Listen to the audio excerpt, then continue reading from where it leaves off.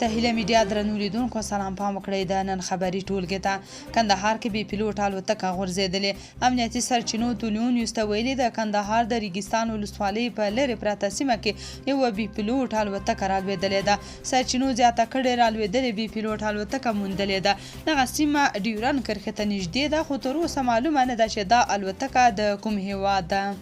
اچکزی وایي د افغانستان یو شمېر ولایتونه باید ونیسو د بلوچستان د اطلاعاتو پخواني وزیر جان اچکزي ویلي غوره حل لاره دا ده چې پاکستان د خوست کونړ کندهار پکتیا او واخان سیمې بیرته واخلي چې په تاریخي ډول د خیبر پښتونخوا برخه وه او دې سره به لوی خیبر پښتونخوا جوړ کړو هغه ویلي اسلام آباد باید د واخان له لارې د تاجک اکثریت سیمې خراسان سره پوله جوړه کړي تر څو یو بېفر زون جوړ کړي خراسان به یو بېفر ایالت وي چې هیڅ ګاونډي هیواد ته به ګواښ نه وي هغه زیاته کړې تاجک قوم یو هوښیار او واقعیت منونکی قوم دی دوی سره مرسته د ترهګرۍ او افراطیت د ستونزې د حل یوازینۍ لاره ده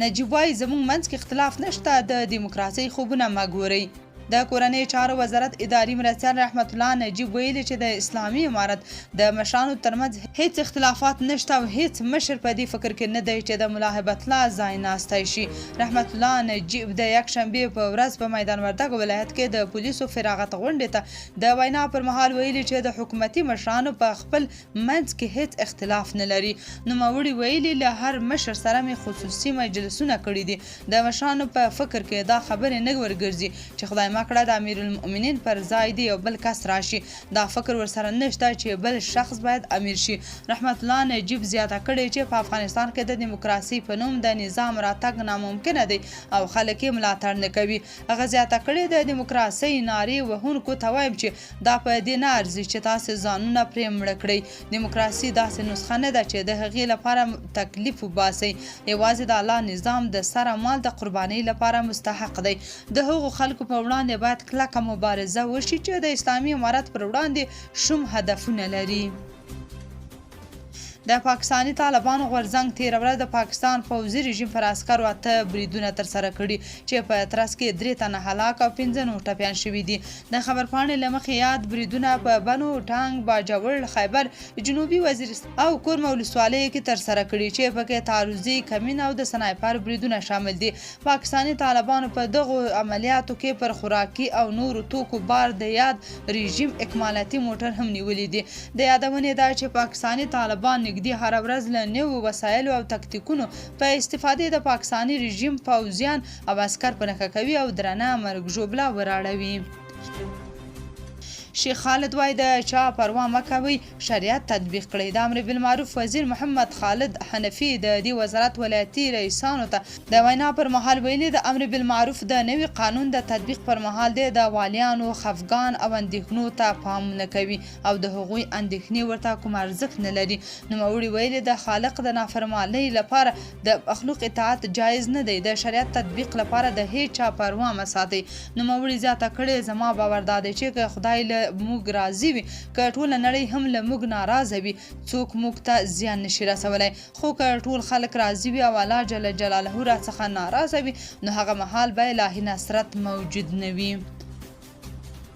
پاکستان له افغانستان د پیښو ترهګریزو ګواښونو پر جدي څېړنې ټینګار وکړ د افغانستان لپاره د پاکستان ځانګړي استازي محمد صادق خان په تهران کې د افغانستان د ګاونډي هیوادونو او روسیې د ځانګړو استازو په ناسته کې وویل چې د ترهګرۍ په برخه کې د اسلام آباد اندېښنو ته باید په جدي ډول رسیدنه وشي هغه وایي پاکستان په سیمه کې د سولې او امنیت غوښتونکی دی دا ناسته چې د افغانستان پر موضوع متمرکزه ده د ایران په پلازمینه تهران کې جوړه شوې او پکې د روسیې پاکستان چین تاجکستان ازبکستان او ترکمنستان ځانګړي استازي ګډون لري خو طالبان بیا دې ناسته کې له ګډون څخه د ګډون ډډه کړې ده د ایران د بهرنیو چارو وزیر عباس عراقچي هم په دې ناسته کې وویل د افغانستان د ګاونډي هیوادونو ملي ګټې له دې سره تړلي دي چې په افغانستان کې امنیت ټینګ شي هغه همداراز د افغانستان د ګاونډي هیوادونو ترمنځ د منظم او دوامدارو خبرو اترو د میکانیزمونو پر رامنځته کولو ټینګار وکړ کابل کې د کرکټ لوبغالي د جوړېدو چارې پیل شوې. د افغانستان کرکټ بورډ ویلي د کابل ښار الوخیلو سیمه کې د کابل نړیوال کرکټ کمپلیکس رغنیزې چارې چې د یوې حقوقي دعوې له امله ځنډېدلې وې پیل شوې چې اوس مهال پکې د ځمکې هوارول او سکیچ اخیستنه روانه ده. د کرکټ بورډ د معلوماتو له مخې له ژمي وروسته به د یاد کمپلیکس اساسي او بنسټیزې چارې هم پیل شي چې د لوبغالي د چمن زرغونول، د احاطې دیوال، د اوبو رسونې شبکه او د سلوڅي روزنځای جوړول پکې شامل دي. افغان کډوال وايي پاکستان کې ډیرو اندېښنو په سر اخیستي. د خیبر پښتونخوا په بیلابیلو سیمو کې میشت او شمېر افغان کډوال وايي په وروستیو څو ورځو کې په دې صوبه کې د دوی د نیولو او ډیپورټ کولو لړۍ تر بل هر وخته تیزه شوې ده. افغان کډوال ادعا کوي چې پاکستاني پولیس ترې د خوشي کولو په بدل کې پیسې اخلي او که ورې نکړي نو د ریپورټ کمپونو ته انتقالوي. پیښور ښار په بوډ بازار کې یو افغان دکاندار عباد الله ناصري یک شنبه ازادي راډیو ته وویل ځای په ځای چک پاینټونه دي، افغانان نیسي له موټرو ښکته کوي او د پیسو غوښتنه ترې کیږي.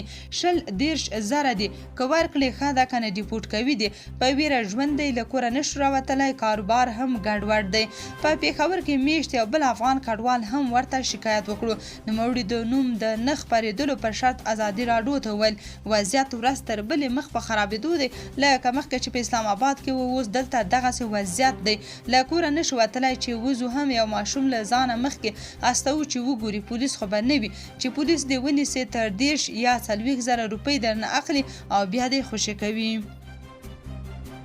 ایران وايي د افغانستان په اړه د غرب نسخې ناکامې شوې. د ایران د بهرنیو چارو وزیر عباس عراقچي د تهران ناسته کې په خپل مقدماتي وینا کې د افغانستان په چارو کې د هر ډول بهرنۍ په ځانګړي ډول د لویدیځو هیوادونو د لاسوهنې او اغیز محدودولو او کنټرول غوښتنه وکړه. هغه د ګاونډي او د سیمې د هیوادونو لارې چارې ګټورې وبللې. نوموړي په دې ناسته کې لویدیځ هیوادونه د فرامنطقوي هیوادونو په نوم یاد کړي او ویل چې د افغانستان لپاره د هغوی نسخې ناکامې شوې دي. هغه برعکس زیاته کړه چې د افغانستان ګاونډیان او د سیمې هیوادونه د باور وړ کېدای شي او ستونزې د سیمه ییزو همکارۍ او بومي میکانیزمونو له لارې حل او فصل کېدای شي. هغه همداراز ویلي چې د تهران غونډه کې د طالبانو نه ګډون په دوه اړخیزو اړیکو کې منفي اغیز نه لري.